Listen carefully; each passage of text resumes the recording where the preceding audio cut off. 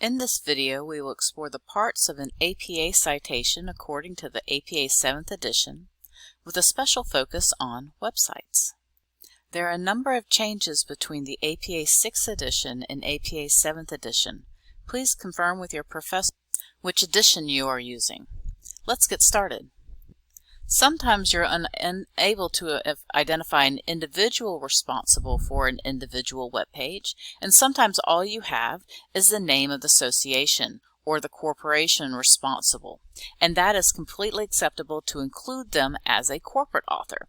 So in this circumstance, I have the American Nurses Association. I include the American Nurses Association, capitalize all the major words, include a period, and then the next thing I'm going to include is the date. Now for this resource, a date was not available, so what we include in lieu of a year is the statement that says no date, so N period, D period. But if I had a year, I would of course include it there. We follow this by a period, and then we include the name of the web page. What you'll notice is that the name of web pages are all going to be italicized, and they follow the rules of sentence case capitalization. So what this means is I capitalize the first word, and then all the other words are going to be lowercase unless, of course, I have a subtitle or I have a proper noun, so someone's name. Now, one of the big changes between the 6th edition and the 7th edition is after the name of the web page, what they are asking us to do is to include a publisher. Now, in this circumstance, the publisher is the American Nurses Association, so I don't need to include it here because that is duplicate. The next example will show you how to include the publisher after the name of the individual web page. The next thing we're going to include is the URL to the individual web page, so the full URL so that my reader can find the individual web page. What you'll notice is that we no longer need to include a retrieve by.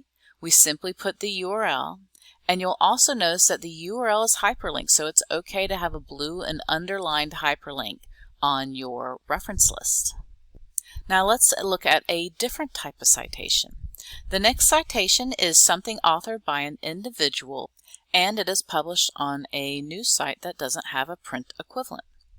So we start out by including the author or authors, and we always include the last name followed by a comma and then the available initials, and do note that there is a space between the initials.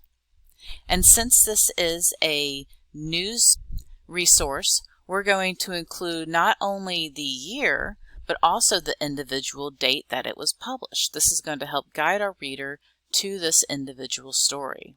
You'll notice with this that we don't have a volume and issue, so there's not that extra detail for our reader to be able to find this individual resource, so it's critically important to include the date.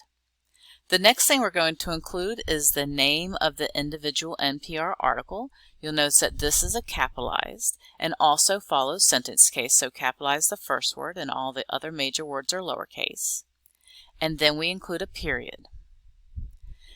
This time we're going to include the name of the publisher or the organization responsible for the content. So in this case we have NPR, and since it's authored by an individual, we're going to include NPR and simply include a period. The next thing we're going to include is a full URL to that individual story. And again, we don't have to have retrieve from, and we include a hyperlink, so it's okay again if that is blue and underlined.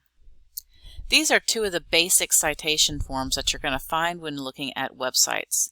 There are some other citation forms, and I encourage you to look at either the APA manual or some of the APA's resources online for more details. Finally, if you have any questions, we're here to help you. If you're interested in additional help or additional citation resources, you can find us at library.usca.edu. Happy searching!